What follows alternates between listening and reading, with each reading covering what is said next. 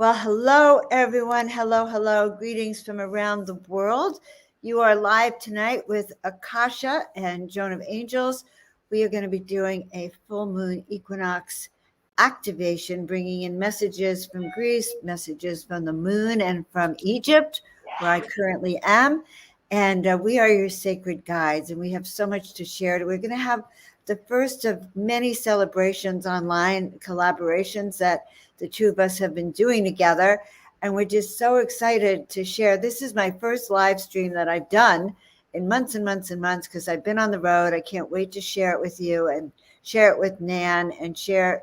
I don't know. I think she wants to share me with you. I want to share you with her. So hello, Nan. Hi, sweetie. I'm so excited. And we're finally. You look beautiful as usual, and you look so calm, cool, and collected. So I really love that. And we already have a tribe gathering, both friends of yours, friends of mine. So I'm just happy to see everyone. We'll kind of connect. Can you see them, Nan? I want you to see that all these comments come in right here. Wow. You see that? Like, look, hi, Nan. This is there we go. Wonderful. Hi, Sylvia. Oh, good. There's Sylvia. Yes, wonderful. I'm glad. Oh, good, Lisa. Isn't that nice? She's glad to be here with the demigoddesses. I love it. Right. And thank us for doing it. So one of the beauties of this platform is, look, we can both see everything. And so, guys, we want you to keep your comments coming. Some of you are new to me, so let us know where you're from, or let me know where you're from. So Nan and I are global. Nan is in Mexico, and I am right now conducting my second tour in Egypt. And so we have a lot to share under this new equinox. The full moon is coming. Yeah. The energies are rising. And Nan and I we're going to be meeting in Greece for the first time in person in less than 2 weeks, I think. I know. It's amazing. Right? Yes. It's like, it's the 21st. So in 9 days, we're going to be having dinner on the roof overlooking the Parthenon. And I want to tell everyone how it happened. Guys, I've been in Europe since May. And one of the things I'm most grateful for is I've gotten to take 2 tours of people. I'm a cosmic spiritual leader. And I've taken 2 groups of people to Egypt. I'm in the middle of the second tour. And I've had the most wonderful activations. And before I started on the Egypt part of my trip, I just told Nan about some of the past life visions I've had that happened in Greece. And I mentioned to her that I was thinking of, wow, wouldn't it be great if all the oracles, we returned to Delphi, and I want to go to the Parthenon where I had my first vision. And Nan, bless her soul, I don't know, she got right on it, and she created a tour as if it was specially created for me, because I wanted to see these sites, because in my mind I was thinking, well, I wish I could just create a Return of the Oracles tour next year. But Nan created one this year, actually, a mini tour, and she was so quick with it and so efficient that we're actually going on, like, my first part of my fantasy is going to happen in 2 weeks in Greece. And then we are going to tell you all about what we're co-creating for next year. But it happened because I'm here in Europe, and I just felt there's no way I can go home unless I go to Greece, because I've had visions of being an oracle in Greece. I've been an angel in Greece, a goddess in Greece. And how could I be so close to Greece and not go? Yeah. And Nan created a trip. I think she created it just for me and invited everyone else along, because it's exactly what I needed, Nan. Yeah. Well, what's so fun about this is how everybody's spiritual paths are ignited, right? And that's what we're in the Great Awakening, the Grand Transformation now. And we're getting really into the hot mess of it. We're watching our realities change, fall away. We're waking up to new realities. And maybe, I was in Greece in Egypt the first time 23 years ago, I think. And I was there for 3.5 weeks with my mystery school. And we did 2 days of 4 hours a day in the King's Chamber, and all these activations. You can just stand next to the pyramids and feel the energies. Vroom, vroom, vroom, vroom. It used to make me sick in my room at the main house. Turn it off. You can't be. By the way, you cannot be in the King's Chamber more than 2 hours. You can get a 2-hour ceremony if you're lucky. Yeah. And if you know the right people now to pay them off to get Yeah. it. It was incredible, but it's what I know, for me, it was the first really powerful trip that combined going in the 3D and awakening these portals, awakening these ancient structures, awakening the land, and bringing our codes, bringing the parts of us that need to be there to help that land or that temple or that wisdom reawaken, and pick up the codes from there, the energy, the light, the inspiration. It comes through in whatever way, but it's light, right? And when that light comes to you, you have the ability to receive it, and you go there and it's 20,000 times more powerful, right, than doing it from afar. But you can do it from afar. And we're all having this breakdown. We're all having this waking up. So for me, this was like, I'm here and I live in Yucatan, and I live, I don't know, 11 minutes from a pyramid. And I'm constantly, in the last 7 years, been diving deep, deep, deep into the Mayan wisdom and the sacred energies of the pyramids, and taking people and activating, because that first time in Egypt, we had such special access and such abilities. And you do have some of those amazing experiences.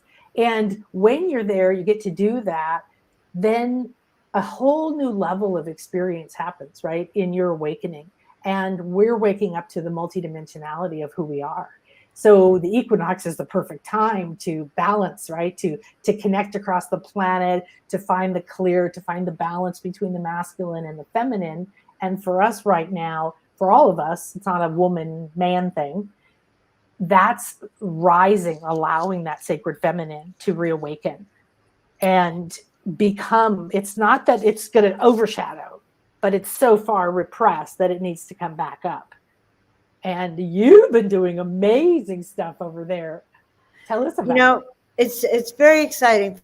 First of all, you said in the 3D world. Now, I know any of you guys who are on the show with us tonight, you've been there on the other realms. You probably were an oracle of some kind in Greece and in Egypt, and so many of us have had these past lives. But it is true, when you walk the land, you experience it. And when you're sitting, like the Mina house, you can sit right under the temple. Or yesterday, I was at the Sphinx for the second time. These set structures, the rocks, they hold energy. But I've been here in Egypt. So I've been in Egypt since September 5th. And we've been activating different parts. And I want to share an experience I had in the Isis temple, because I think that's most profound. And, some of these gods and goddesses. Yeah, let's clarify who ISIS is, because believe it or not, there's people who think it's this terrorist group. And so I've had some like, what are you talking about? I'm like, oh, okay. So it seems like really, but Isis is an Egyptian goddess that is the mother goddess, right? And she's the resurrection specialist, and she's the mother of Horus, who would be the equivalent of being Mary to Jesus. And, it's that kind of energy. And this is her right here. This is a version of her that I have. This was painted by a dear friend of mine who passed on. And so we're not talking about terrorist groups, and we're not talking about religion. So I want to clarify that your religion, this is not religion. We're not trying to create a religion. We are reading the energies. We are connecting with the truth of our multidimensional nature and all of the spirits. And when we go somewhere, we go in light. We go to free the dark, meaning like the fear, the pain, and whatever may have happened there. And that goes into Gaia. We already have that agreement, and we walk in light. So the information that we're awakening in the temples, the connections that we start to have to the ancient gods or goddesses, is with that archetypical symbolic energy. And they hold so much wisdom and love and power that it becomes that we're not walking alone anymore. So, okay. Right. No, that's so true. And we are reawakening those energies. And there's so much masculine energy that comes in there. And the Egyptians are really not very savvy. They're very afraid of meditation. They're afraid of chanting. And many of the travelers that go there, sort of are confused about the true history of the pyramids. The pyramids are used for sound and light and energy generation. They're not really just tombs. And so when we come in, we're light workers, and so we attract that light energy. And for me, it's been extremely activating. By the way, here's my new musical instrument. These are this is the Bells of Hathor. It was gifted to me because I'm awakening my memories as Hathor. And that's the other beauty. When you're in Egypt and Greece, you remember who you are and your highest of self. You'll all remember things like being a high priestess or an initiate.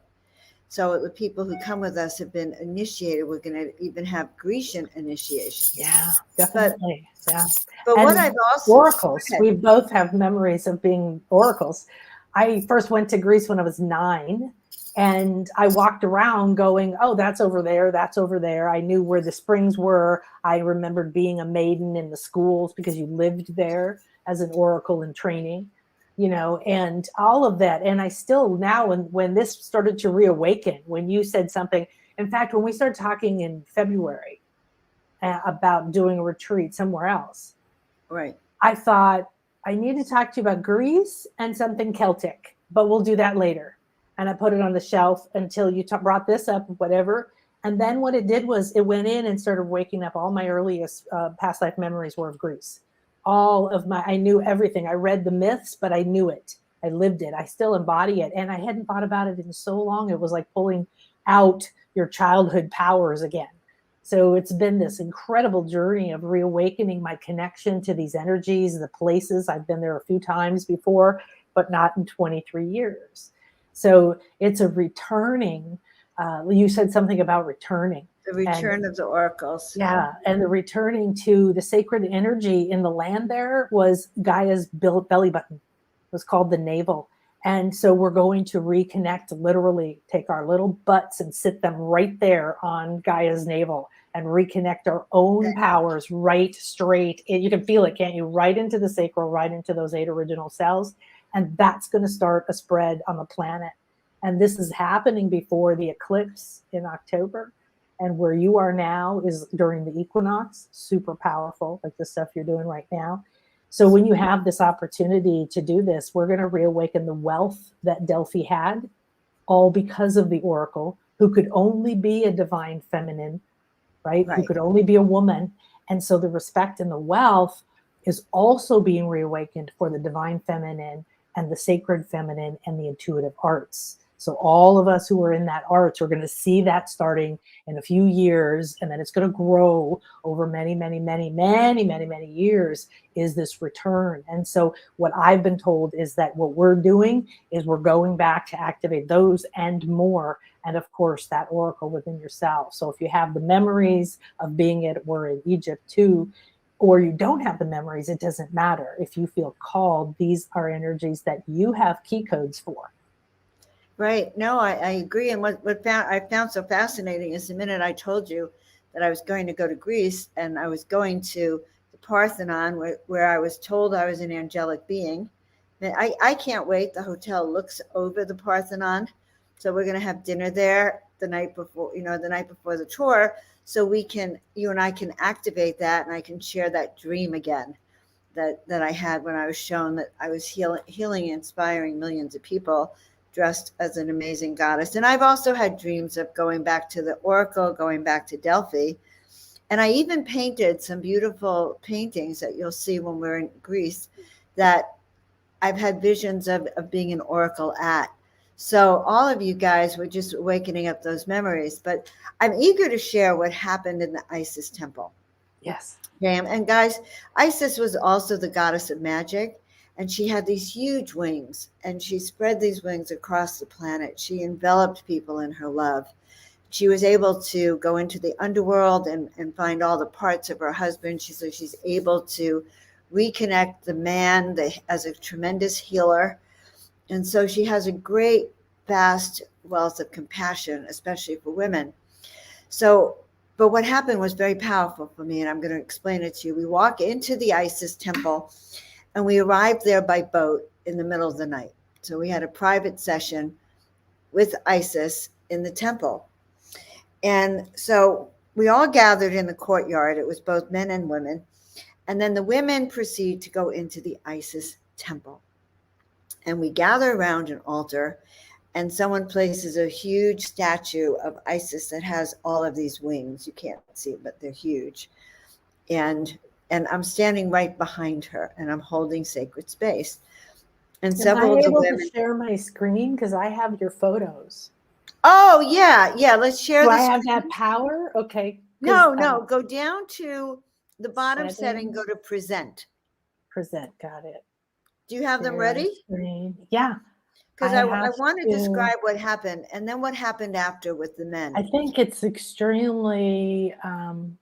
We don't have high Wi-Fi right now. Okay. Maybe it won't work. I have to. You're slowing down a bit. Can you see my screen? Okay. No. No. And it could be because the Wi-Fi here in this hotel in Egypt is iffy. All right. Give me 1 second. Let me see if it will open, and you can go ahead and keep talking. If it opens. Okay. So we walk in, and the women and I are gathered, and we have chanting, we have songs, we have this very juicy feminine energy. I mean, it is so juicy that it was bringing tears to many of our eyes. It was probably 20 to 30 women crowded around this altar. And then, I'm not going to say who it was, but the leader, one of the leaders of the tour, a man, comes in and he says, "Okay, women, it's time for you to leave." Well, that was very disturbing because, and I'll tell you exactly why it was disturbing. We had created this womb. And the first thing that happened is he's asking us to leave. They're entering the divine feminine without understanding they're entering our womb. They're entering the feminine world. And the second thing that happened is he then started to do a talk about Isis, and a logical talk, while we're all in this feeling state of the divine feminine. And he even did a meditation that was all in the head. So it was all masculine. So it was, and most of the women were okay with it. I wasn't okay with it. And none of the women left, by the way. He was demanding us to leave, and none of us left because it was our temple. It was our womb. The men were supposed to come in and experience what it's like to be when the women activated and to actually feel that activation. So when we invite men into our womb, once again in the Isis temple, this man takes it over without any concept of what he had done. None. And half the women were blind to that too, because we're so used to a man just coming in and saying, "Move over, I'm here, we'll take over from now on." And it was happening right before my eyes in the temple of Isis. And I knew I was uncomfortable, but it wasn't until the next morning we're all at the airport and I started talking to every woman to ask, what kind of experience did you have? How did you feel when the men came in and started to push us out? And the experience that everyone had was, oh yeah, men do that. They just come in. And so in this learning to balance male and female energies, the divine mother and the divine feminine, masculine, what I realized is that part of our training is to have men come into our womb space, our temple space, and actually the women should have and could have continued doing the chants and prayers, so that the men could experience the true divine feminine, as opposed to only experiencing it because they come and take it over. And we replay that in our life in so many different ways. And so I get to go to the Isis temple next week. We're not going to be doing a ceremony, so I won't be leading a ceremony, but I think that's one of the stories that I'm going to be sharing, is how we unconsciously just have allowed it to come in and not even demanded our space in it. Does that make sense, Nan? Yeah. Can you see the pictures? No. Oh, shoot. I've had the pictures up now for a while of you. So, okay. You have to click on, look down at the bottom. It says present. Share. You should be able to present. Yeah, and I opened it, and then it just says share, but it's not letting me share. Let me see what happens when I open share. When you say, oh no, slides. Oh, now it says share. Okay. Okay, good. Share screen. Do you see the screen now? I have to change over here. Well, did you actually put up? You know what? I think that Now I'm putting the slideshow back up. Can you see you? I see only me and you. You don't see a picture. Okay. No, but I think what I can do is find those ISIS pictures and try to show them. Well, I had them on the screen and I was looking at them while you were talking. So I was channeling them for everyone. Yeah, they're quite amazing and it's wonderful. I love what you said because I want to make clear that I have absolutely nothing against men, that many men are very awakened and that this isn't about a gender war. We're not blaming anybody in our past or anyone else. Everybody was living out their moment of reality at that mindset. We have evolved so fast that in this lifetime, most of us have gone through the equivalent of dozens, if not hundreds of other lifetimes in awakening to higher levels of consciousness, remembering who we are, sensing energy, starting to understand there's a multidimensionality to who we are, to every moment, walking in two worlds more and more, listening to our inner authority. And in this process, we're all globally waking up to the conditioning that has happened over a lot of time of the masculine being dominant, taking over, right? So yes. What's really great is that we're waking up now, and I'm not interested in getting into a big conversation about the evil and this person did that. I'm over that. The newest conversation is at this higher level where we go and we say, okay, I'm going to a higher level out of judgment into 5D consciousness. I'm going into my crystal Akasha temple. You got to go where you're not a part of the story.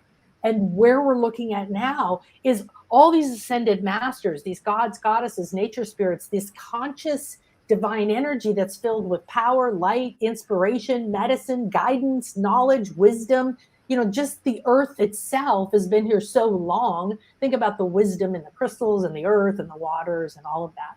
So we waking up to the fact that these are also Gaia herself, as well as these places, these temples that hold these energies.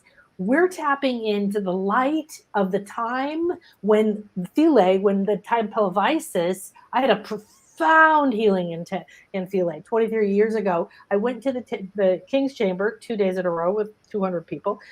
We didn't all fit in the King's Chamber, but for 4 hours with toning and chanting and didgeridoos and the wall and the whole other universe. And it was epic. And we blew the power out on the entire Giza Plateau. And so when we came back, there was no air, there was no light, there was, we had to find our way out. And it triggered for me and many people a massive claustrophobia that I really never had. I'd had a little bit once. And I had that through everything we did until we got to Philae. And when we went to the Temple of Isis at dawn, just with our group, nobody there, and we get out, it's dark, and the mists are there on the water. And we go through the temple, and we went out on the portico, and we do our activation there. And it was profound. The whole way I was singing a song that this man on the tour that brought a musician with was, taught us. And it was like a mantra and a chant, and it was beautiful, and it's soothing to my soul. And she just came and embodied us and showed us what sacred feminine meant in a way that I'd never known, because I was thinking sacred feminine with my head, right? And this is the embodiment, like you said, like, oh, we've allowed, and I channeled Gaia, Delphi, the Oracle, the healing temples and the Asclepius God, that's a healing God temples that we're going to go to. I've been channeling a lot of these. They're on my channel. And one of the things that we were shown is that first the Oracle worked for Gaia.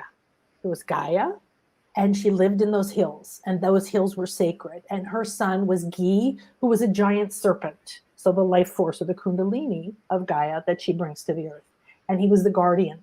So the masculine aspect of Gaia was a serpent. And now we know why in every culture, except certain ones, but most ancient cultures, the serpent is revered as transformation, as life force, as the sun. Here in the Mayan land, and even in Athens, you'll see a snake sometimes on the inside of Athena's shield. And the healing god is the symbol for the emergency symbol, the blue one with the one snake around the staff. That in the whole of the U.S. that represents the emergency people who come from the hospital. that's Asclepius. This is a Greek god. That's his rod. And that represented healing, but it started as spiritual healing. You went to these sites. They were like spas, like baths and theaters. And then you went there, but you went through a process of purification. You read the miracles of other people healed. So you had the mental download, and then you spent the night in the temple, and the god came to you with his daughters, who were the healing goddesses, and brought you the message. And then the next morning, the healers came in and you told them what the message from the god was. And then they said, oh, we're going to interpret your treatment. So, and then the hospitals were born from that. So these places hold, like where you are and where we're going to be, they hold the time of that moment when people did this and the gods were there and they brought you the direct message. You didn't have to go through others.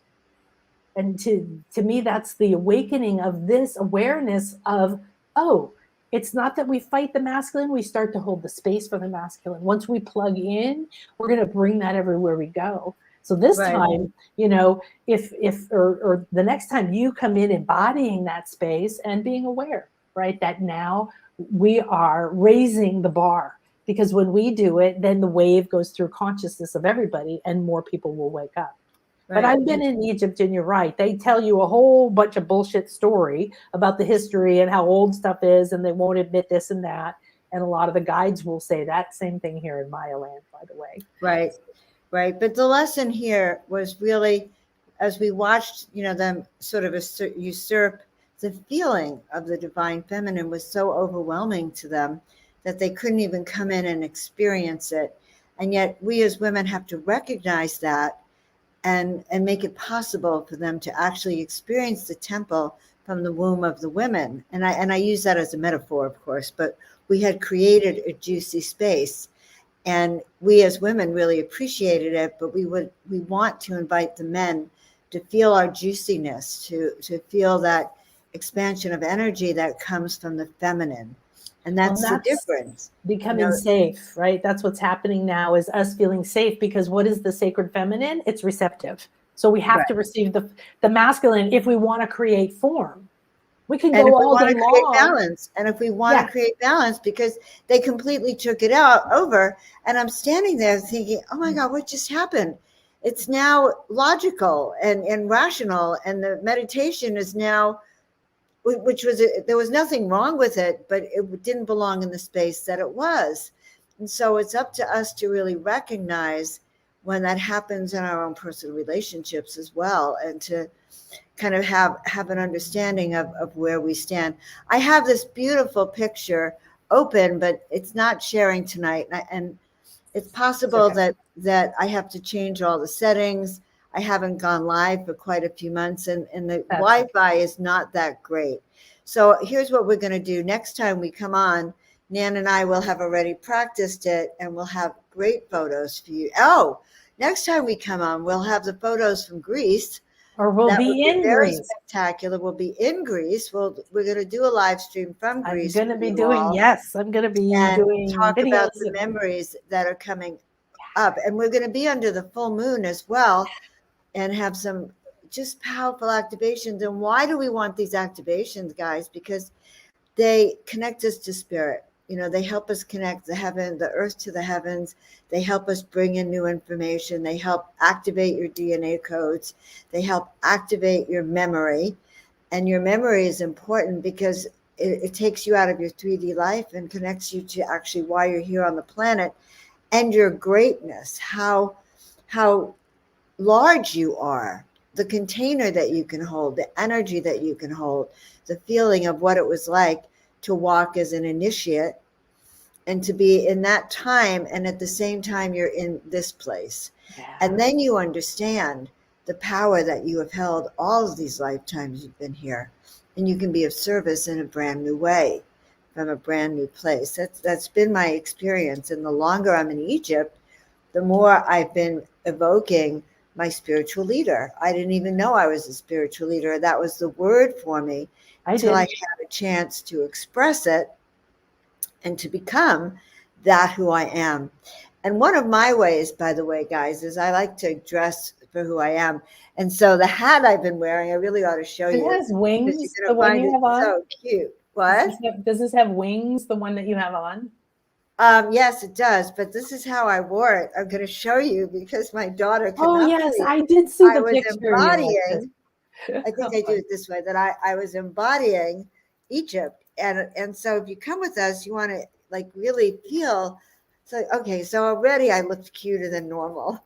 You know, it was like so cute. Well, I have all my magic goddess gear on today, and I found my sparkles because I'm packing for Greece, and I'm like, I bring I you guys see. little presents and little crystals, and oh, You know, so, I have my crown, but I decided I was going to show you how I've been going through Egypt, and it's so fun.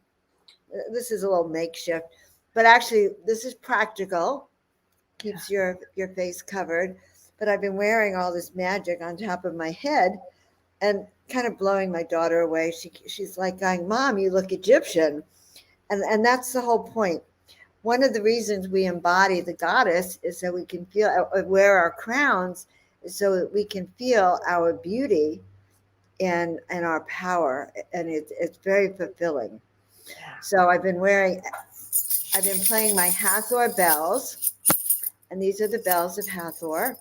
Hathor was another Egyptian goddess. She was known as the goddess of love and beauty, fun, and joy, really, also known as the cow goddess. And I will say that my ex-husband, who was not intuitive, used to call me a cow. He was making fun of me. But when I discovered I had been Hathor, suddenly I forgave him. I forgave him for his insults. Thank you for that, because during my divorce, things were not pleasant. I was the one that wanted out. And my ex went through a phase where his only response to me, I think it was email, I don't think I was texting with him, was to anything I said, like about the children or whatever, his response was moo. Okay, so then you get it. Yeah, this is the only thing they could resort to. But the funny part about it is that the goddess Hathor was referred to as the cow. Yeah, and she had cow ears. I love cows, cow by the way. ears and a cow horn. I do have. I went into a jewelry store, and I didn't know what to buy. I really wasn't going to spend any money. Yeah, I was let's see it. be conservative. Ooh, I'm getting one. I know I'm gonna. Oh yes, I'm going. Glad you reminded me because I'm. So anyway, so I'm not going to buy anything, and I walk in the jewelry store, and I let myself look at the glass counter because I knew I wasn't going to buy anything, and suddenly there was a pile of these in the corner of the counter, and I said, "What is this?" And he says, "It's the crown of Hathor." And of course, since I identify with Hathor, I had to buy it. And you can see these are sort of like the cow ears on either side. So Nan, you can get this in any color, but I've been very much into alabaster here, which is is that what you have, alabaster? I was wondering if it was carnelian or and there's a lot of other symbols going on in there. The bottom is the lotus, the sacred lotus or the blue lotus. And the middle part is part of a generator. You can see it carved into some of the temples. That middle thing, it's an energy generator. So this is like you plugging into the sacred feminine, the blue lotus, and boom, turns on all the generators. And this is, of course, the sun disk. It's probably why you feel drawn to that color, because it most looks like the Egyptian hieroglyphs where they have a sun disk on their head. Yeah. Well, I'm going to be buying it. So we're going back into the alabaster factory. And I'm going to be buying a very large alabaster that comes all the way down here. You'll see it when I wear it in Greece.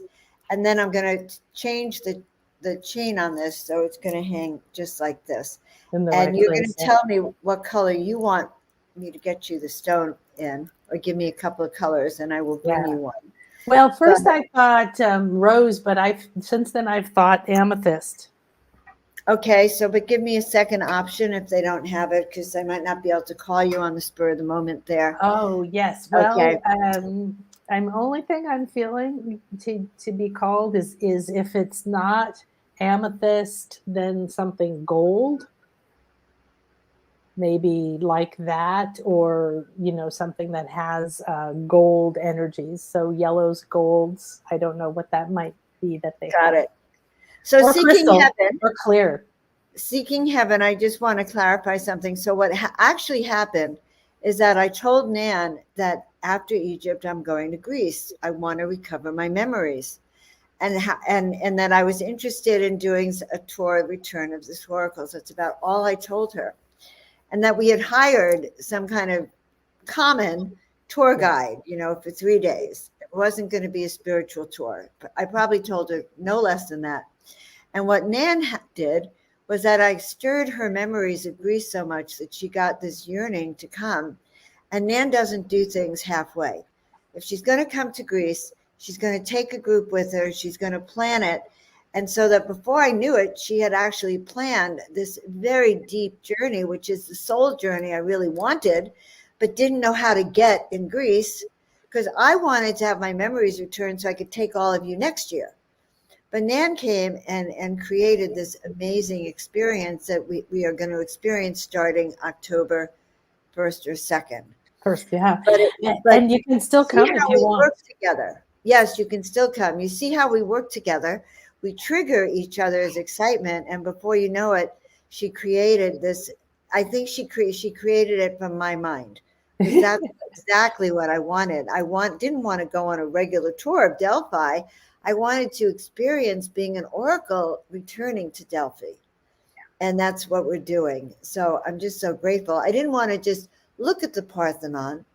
I wanted to remember when I had been on the podium there, and I was healing millions of people in those lifetimes. And I know that with Nan, that's going to happen. It's just going to happen. I don't go anywhere unless it's in a sacred way. And I learned that from my first Melchizedek method, my mystery teacher, when we went to Egypt for 3.5 weeks. I was there. And I don't know about you, but by the time you leave, you're going to feel like you've been to another planet, and you've been through about 200 lifetimes. Yes. And you re-enter the rest of the world. Well, that's why I'm going to Greece from here. I leave here and fly to Athens. I have never been in these parts of the world before, guys. And I had lived in the desert 7 years as a hermit. So now I'm leading tours. I'm traveling around the world. But I'm like reawakening the leader that I've always been, and the goddess and the high priestess that I've been. And I'm actually activating a lot of the people here. Just walking, just when I talk on the bus, I wake people up accidentally. It's like... Yes. There's no accident, though. I have a big energy, yeah, and I share that. So, guys, if you feel the call to come to Greece in 2 weeks with us, starting October, you'd have to get there by October 1st. We would love to share the Parthenon. We would love to share Delphi, etc. Oh, and there's Tazi. Yes, I met you in Glastonbury, and here you are. All right. That's just right. So exciting to see you. That's another place you've been. Glastonbury was the first sacred site I went to this year. And there was a lot of sacred feminine work there too, right? A lot of sacred feminine work. And Neil and I held a Portal to Ascension conference in Glastonbury, which was very juicy and very connected to the land. And we're going to do it again next year, just so you know.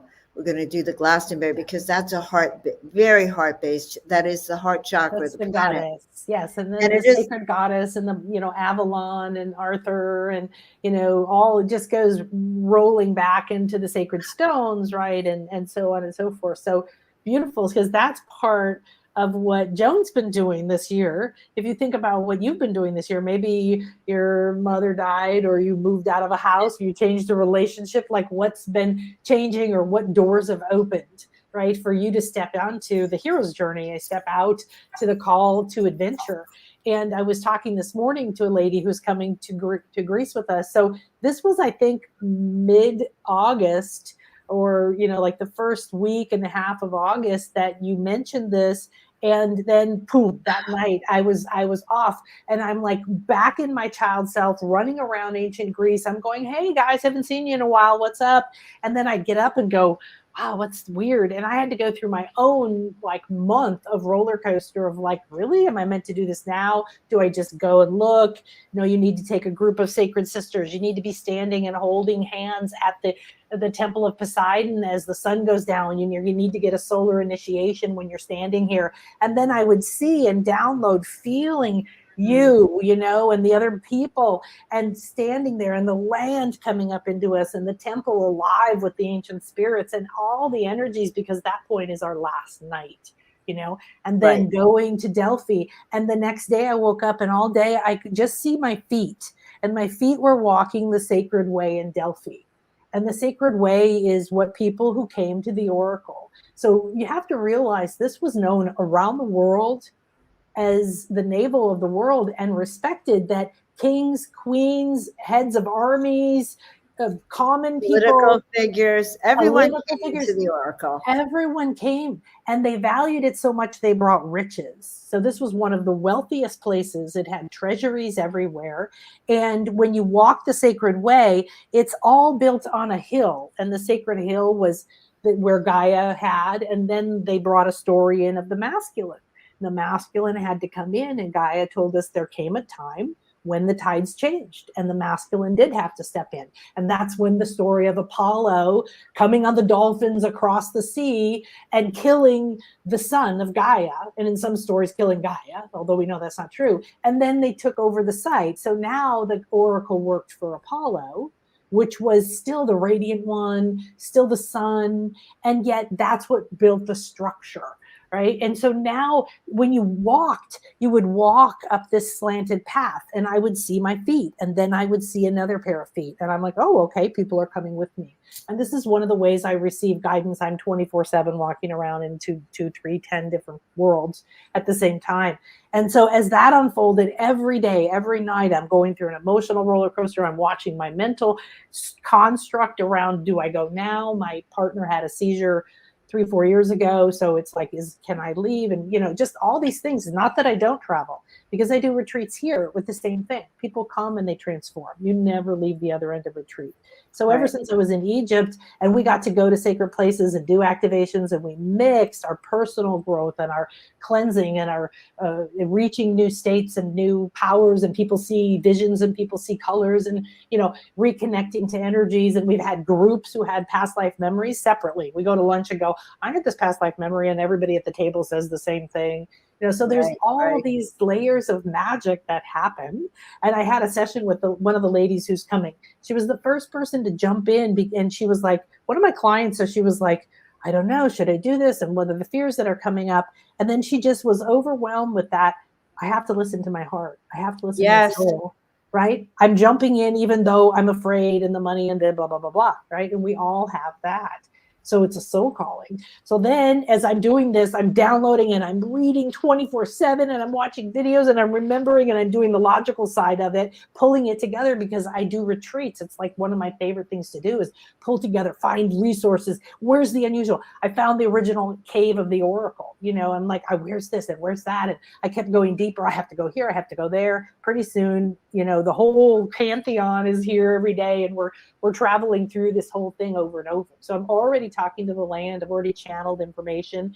Now, in the last 3 days, I've been in the ocean every morning, channeling, opening the path for all of us, because we're starting to come on the path. So tonight tomorrow probably I'm sending a video to everyone coming on the retreat in a couple of weeks.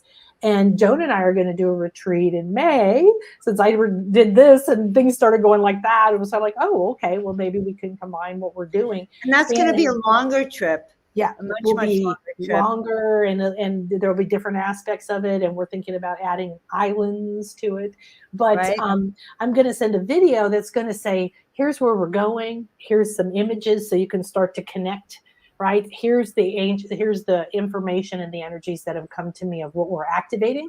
And you go for yourself, right? You go to activate. You're having your own personal activations everywhere you go. Like you said, you're awakening this part of you. I call them your past life powers, or your soul goals, right? And your soul passions and your soul path.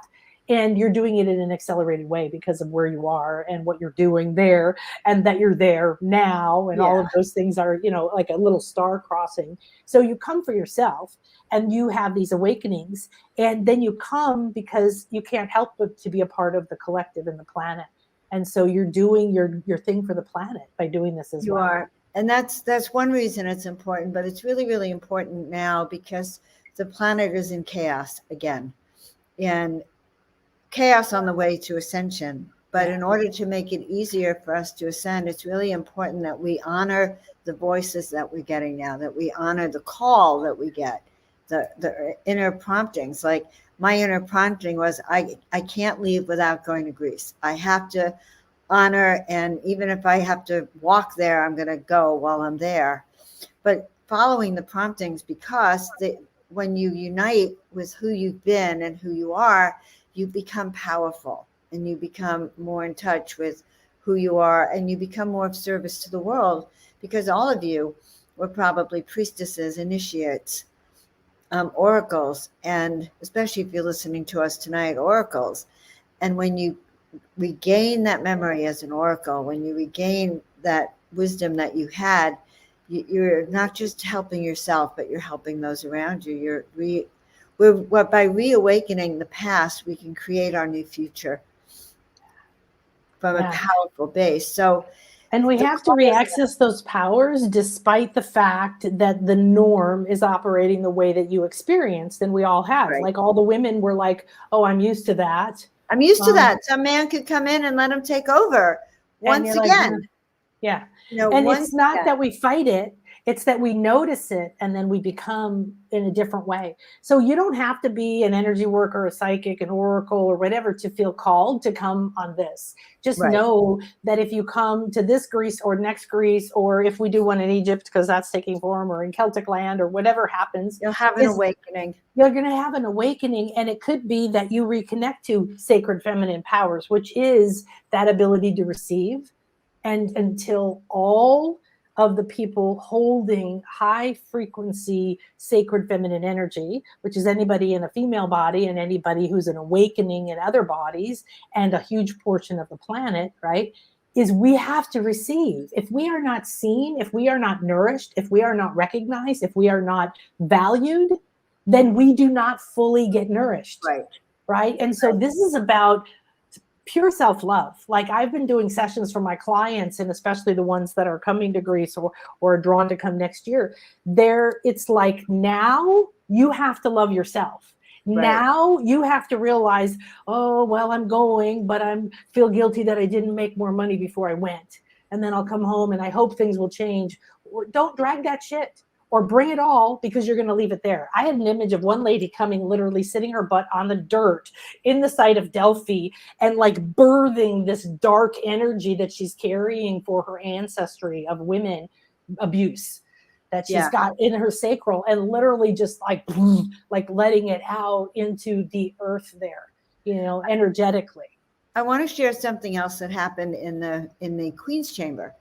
So I couldn't walk all the way up to the King's Chamber because of the beautiful new boot I have on my foot. That's right, because it turns into metal stairs, right, or something? Yeah, metal stairs, and it weighs 100 tons, my foot does.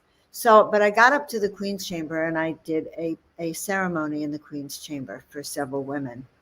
And I actually created a screen so no man would come in except for Alan, and I kind of forced him out, and then we created a protective shield, so even the guard had to leave. But what happened was I taught the women how we can extend our presence and our power, and how we can then send our power out to the planet and envelop the power in this very high sacred light energy that's very, very healing. Because Nan's talking about the divine feminine and reclaiming power as women. Well, what it means is to stand in your presence, to radiate that presence, to be so full of that vibrant womb energy, that vibrant creative force, that we make a difference on the planet by being in that state. And so the other component is presence and power, personal power that comes from claiming this. And so one thing that will happen is, I don't know if there are any men coming on this trip. You haven't let me know if there are. It's all women, which no, it's all women, and I love Nan, by the way. I don't want you to think Nan has a partner. He's male. I have some people next year who are going to come with their husbands. But what's interesting when it's all women is that it could get very juicy, very powerful. And the real learning for us is to be powerful, stand on our truth, and spread that across the planet. Because what the planet needs now is the divine feminine and her power. in her leadership. Like the other thing I've learned this trip is how to be a BAA, which is called a badass angel. And I've never, ever had boundaries. I'm a Pisces. Pisces don't have boundaries. No. And I've had to tell Very people they couldn't intuitive. come on the trip. Okay, I've had to call this man, tell him he couldn't come, wouldn't let him talk me out of it, said we're not interested, nothing's going to change it, and actually tell him he couldn't come. I had to actually make sure that one woman who wanted to come didn't come. And I did that gracefully, sent her a lot of things about spiritual tours more aligned with her. That's the Egypt tour, right? That you're talking I've about? had to really let my boundaries be very strong and trust my intuition. Like trust that this person wouldn't be good. That'll bring the group down. Exactly. Trust that this other person would have been worse because she was too demanding and bring the trip down. And I got confirmed because on this trip with Stargate, there was a woman who apparently has caused problems on many of their other retreats. So they already knew she was trouble, but she was good friends with them. And so that's where our feelings get in the way. You know, oh God, that's my friend. Of course, they won't do it again.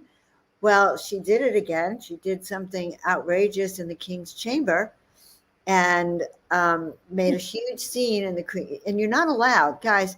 You're supposed to be quiet. The guards watch you now. You can't take photos. You can't do anything outrageous. And so she made a big scene and she got to the bottom of it and screamed and yelled. And then she wanted to go back in. And our tour guide let her back in. But she started to get outrageous again. And when that happened, the guards actually made him remove like 10 people. They had 55 people and they had to remove 5 because he had lost his power with the guards now. So it ruined part of the experience for people. And then they had to tell her to leave the next day. So she's gone now. But the lesson from that was they actually knew she was trouble and their feelings get in the way. Like, oh, I can't do that. They've saved their whole money, you know, forever or whatever reason. Even the guys on the Portal to Ascension tour were the same way. Well, he's a good guy. He's got a good heart. But we women actually know in our heart when something's not going to work out right, but we go along with it because we don't want to make waves. So learning to be a BAA is a good part of my training now to really learn how to see that this is not going to have a good outcome. Because they you have to be about the literally, to me, the spiritual journey or the sacred purpose. And that's where you have to go through learning, because being spiritual or being a healer doesn't mean that people walk all over you. Right. Being loving doesn't mean you say yes to everybody and you sit in the back and allow people to abuse you. Like, oh, well, my mom's old and she's half senile. Right. Well, she's our good friend. No, that's what they said. She's our good friend. You know, how could we because you have to be the container for the greater good. Because I am going for me personally, but that's one of a kaleidoscope of reasons why I'm going. And my first thing is it has to be sacred. It can be really fun, but it has to be sacred. For me, there has to be a spiritual opening. And I know I have to be able to tap in and tune into the magic. And then the people who show up, I'm the same way. I've had people I've said, no, I'm sorry, because it's not aligned for the group. And I don't even make it personal. It has nothing to do with it. If I'm holding the space and creating this and I'm talking to the land and I'm calling the spirits and I'm making sure everybody is protected and guided, then it has to, then if I knowingly say, well, you know, it's part of that spiritual person's journey and it doesn't make you mean or unloving. And one of the things we're really being called to very fast is to leave our emotional body that's contaminated and toxic with all these ideas of guilt and shame and misery and craving and disappointment and anger and victimhood. And, oh, I have to feel sorry for that person to be polite. No, you don't. You don't have to go tell them what to do either. Right? You have to find your own step out. Often I just see that spirit says, just step out of this like it's a shell to this timeline right next to you, into that shell, and just watch where you came from, see the drama, see the story, drop out of the energy underneath it. I used to say, what's underneath that? And what's underneath that? because I had a spiritual, I had a complete breakdown in my life, and I had no idea what spirituality or even religion was. It was all intellectual. Work hard, suffer a lot, then you're a good person. Go do right, that. right, and carry guilt and shame wherever you go. Wherever you go. All right. Yeah. Well, let's great. So I think we have a lot to talk about, and I think we're going to be doing some more connections and some more sacred feminine work. And I know a lot of you are drawn to the idea of the divine feminine or the sacred feminine. And for those of you who are like, well, I don't know if that's my container, realize this, that you're intuitive and your nature is intuitive.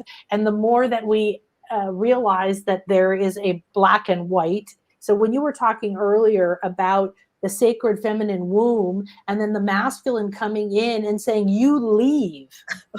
I was like, wow, here's this. I was seeing this glowing white light sphere, and then they came in, and it was like they were hitting this sphere of light you had contained. And they didn't even see it, Nan. They didn't even see it. They didn't see it. But they wanted you to leave. Why were you not allowed to be a part of the meditation? It was like, get out, get out, get out, because it's the only thing they know. You've had your time, even though he led a meditation then, right? In his own way. We need to be in there. We need this. But what I saw was that both sides are at this state of blink, blink, blink. You're feeling it and going, no, I'm not letting my boundaries down that way, but I'm not sure how to do it yet, right? That's what we're getting with the sacred feminine. And the masculine is going, oh, wait, this is weird. This is the only way I know how to react. And then once we activate more of the sacred energy, and it starts coming up in every life form on the planet, and this is what we're doing the next year minimum, because the next 2 years are going to be epic change. It's a dragon year next year, okay? So what's happening is that as divine feminine containers that have to handle both sides to create in the world, right? Energies. We are supposed to be supported by. We are supposed to receive support, protection, creation by the masculine energy, and we have to be able to receive it. So the next time that comes in, the sacred feminine being able to go, oh, well, we're strong enough to invite you in, but we're inviting you in like this. Into this container, your role. Space. And then we're receiving you into the heart space. And who knows, like the levels of energy. But this is just some of the stuff. Everybody's going to notice as you start thinking about this, where is this repressed in my mindset, in my culture, in my neighborhood, in my family? Where do I feel uncomfortable talking about this? Because we're not blaming people. Because there are going to be people in your life that you make excuses for because it's just habit. Especially if it's like an elder parent and they're behaving abusively and you're like, oh, I just have to put up with it. I just had this conversation with a client. I'm like, you can be there lovingly for your mother, but you do not have to be subject to the abuse. Because she was like, I just took it and then I went home and cleansed it. And I'm like, no taking it. Step out of the firing field. It is not required. It's toxic. So these things of shifting, like, I love you, Mom, but I'm going to talk to you on the phone today, and then I'm not coming over. And you don't have to tell her that. You don't have to tell people you're toxic or whatever. You just choose for yourself. Yeah. Right? So I just want to share one story, and then we have to go. So, it's all this talk about divine feminine and goddess energy. I never really talked about it. I haven't never ever talked about it, actually, because it wasn't even in my reality, even though I've known about my past lives and all of that.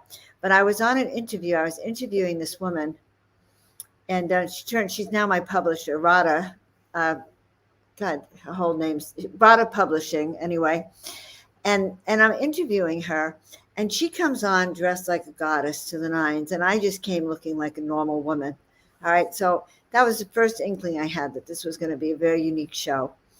And I'm feeling uncomfortable because it's like, well, I could have dressed like that. Gosh darn it, why didn't I? And she was looking so outrageous. And then she starts talking to me. Now I'm supposed to be interviewing her. And she starts telling me about my life as a high priestess and my life in Atlantis and my life in Egypt. And I'm on the show listening to her. And she triggered all of my memories just by that show, by her feminine presence. And I think Nan and I do that for you guys, but she triggered me so that when I got off the phone with her or a Zoom call with her, I, number one, started having dreams and visions of the drowning of Atlantis and what I had done. But then she asked me to write a chapter for her book because I began to embody Hathor just naturally. So you don't really even have to know that you're a divine feminine goddess. You just have to be open to the fact that there's some things there for you to learn, that we've all had these lifetimes and there's things for you to awaken to. I mean, I'm on the middle of an interview. I'm interviewing her. In fact, Tina Marie, I think, might have been on that interview. You know, she's always in the background for us. And I'm being blown away by suddenly realizing, oh my God, I've been denying that I could have ever been that. Yeah. Anyway, we're going to tell you more next time. And I think the next time you'll hear from us, we'll do a live stream from Greece. Do we have a few minutes to channel a blessing or something for the equinox? Well, we do have a couple of minutes. Yes, okay. yes. I don't know. This is like your techie thing, so I don't know if we're gonna like time out or something. Well, we could time out, but also I have to get up. You know, I'm in a different time zone than you. That's true. And you are, and you have to get up in a few hours. Little bedtime. Well, good. This will be taking you into that. Okay, so, you do a channeling, and I'll do a channeling, and we'll go from there. Okay, so I want to just share with everybody that on my channel below, you've got a link to Joan's website. You've got a link to the Greece tour that we're doing in May. There's a whole page for that already with all the details, and you can talk to either one of us about it. And we're both giving away a beautiful bonus if you sign up before Halloween and Samhain. You'll get a private session with each of us if you to come next May. And Saturday is the equinox, and I will be doing a live stream on my channel with equinox powers and energies and meditations if you would like to join. Okay, good. Well, let me go here and see who wants to talk. So I don't know if you saw, this is my Isis from Egypt the first time I went. Uh-huh. And I just opened these up literally, Joan, since you've been in Egypt. I had a few boxes still I hadn't unpacked. These are from Egypt. You haven't been in Egypt for years. Oh, this was 23 years ago. Here's my Thoth that goes everywhere with me. His hand's broken off so many times I carry it with me separately. And he's my honey bunny. And then I have Aphrodite here. So we have our goddess of love from Egypt. And we have dolphins, and we have a lot of crystals that you can't see. So there's a lot of spirit guides with me. We tune into all of the energies in the earth and of the Gaia, any level. You don't have to believe or have any particular thing. However, inside the temple of light that I create before the show, there is a gold and silver cone of light above and below you. So if you are here, you can take a deep breath in. I know many of you are used to this. It's called the Infinity Healing Chamber. And that begins, you are now between the worlds, perfectly balanced between above and below. And on this sacred equinox path and moment, you have within you the power to manifest this space between the worlds at 0 point. This is the place of the deepest heart. So we now call on the all-seeing eye, Isis Horus, and ask it to wrap us within it. And surrounding that is a hologram of light, of the flower of life. Take a deep breath in, bring it into your heart, and put into that breath, I'm ready and willing and open and receptive to be a clear and open channel to the highest good for my soul at this moment. Let the breath go whatever way you feel called.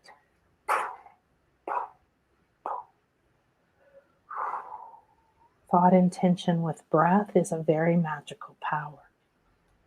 Now, allow yourself to fade from your world. Feel yourself entering this equinox portal.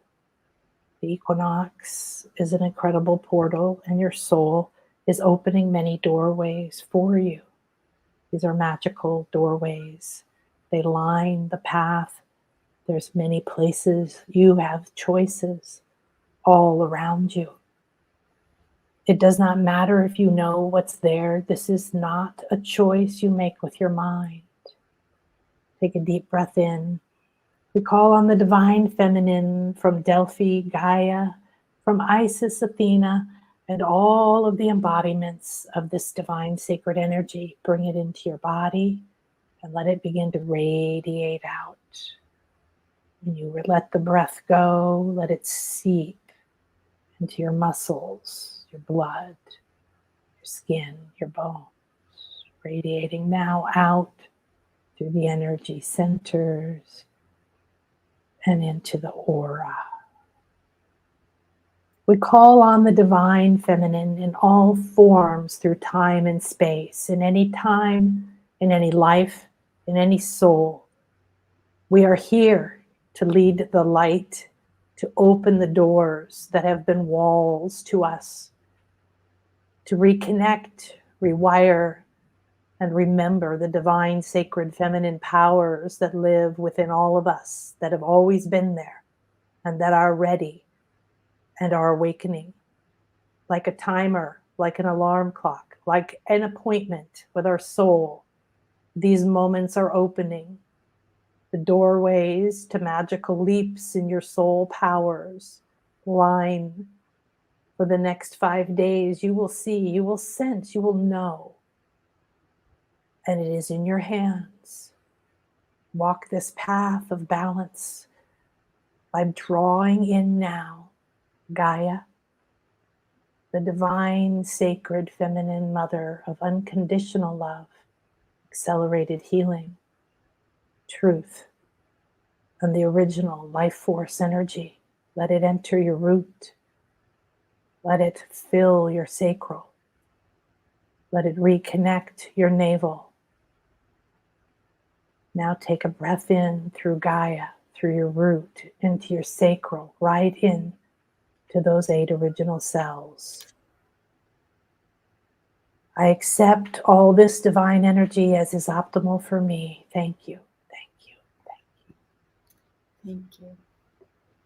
Thank you, thank you, thank you. That was so beautiful, Nan. I'm just going to add a little bit of my own prayer that we ask right now in full gratitude that we come together as part of a transformative energy now. That we drop all fears of what keeps us bound, that keeps us from stepping forward, that keeps us from acknowledging the own voices in our soul that are calling us to be greater than we are, that are calling us to move forward, that are calling us to take the next step in our evolution, and are calling us to drop those fears and those concerns, because we know that when we take that step forward, Spirit always reaches out and takes us home. And it is in the saying yes to that which scares us, that which excites us, that which calls us, despite the 3D realities, despite the, oh, I can't go. So we say to you that during this time between now and the equinox, that you allow yourself to listen to the call of those inner voices within you, that you allow yourself to say yes, that you allow this transformative shift that happens when we say yes to the grand adventure and the grand spirit, knowing that you will be held, knowing that in the result of that, you'll be able to hear even greater the voices of the divine goddess, the voices of those beings who've been with us from the beginning of time, and even take your place as one of those divine beings. So this is our time of awakening. It's our time of being true to ourselves. And we're always true to ourselves when we listen to the call, when we hear that voice within. So go within tonight, take this energy and let it sort through you. Listen to the whole program again. Listen to Nan's beautiful, beautiful calling, her blessing, her affirmation, and ask yourself, what is true for me? What is my soul actually reaching deep into my bowels, into my womb to tell me?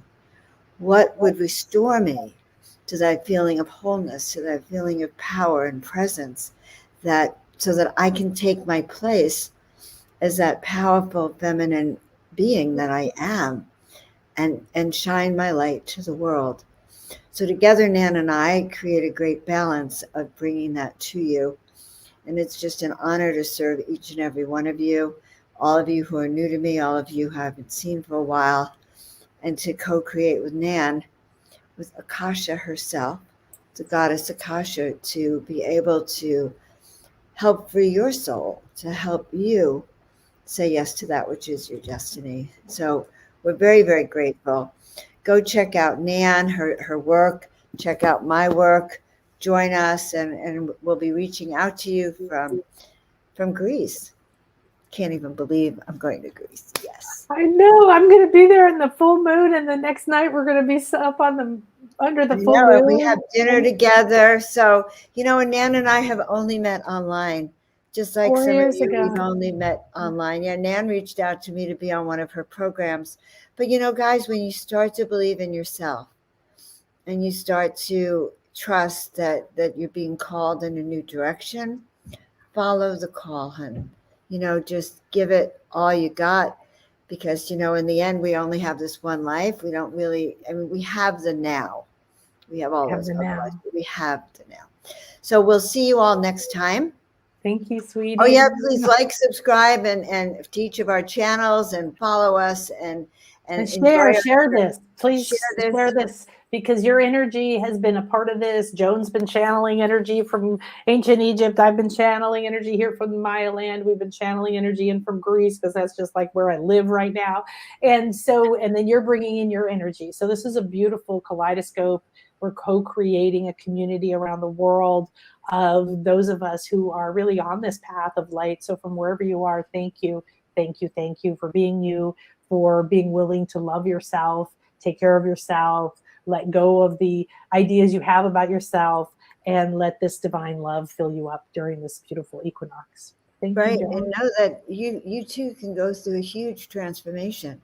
And the transformation begins with 3-letter word called yes. Yes, I hear. Yes, I will. Yes, I am. Yes, I have. It's all in your YES. So there you have it, guys, girls, ladies, gentlemen, all of you beautiful souls out there. Nan and I are just so honored you showed up and that you were working with us, and we're going to continue this circle. Yes. Have a blessed and beautiful day or night wherever you are. Thank you, everyone. Namaste. Namaste.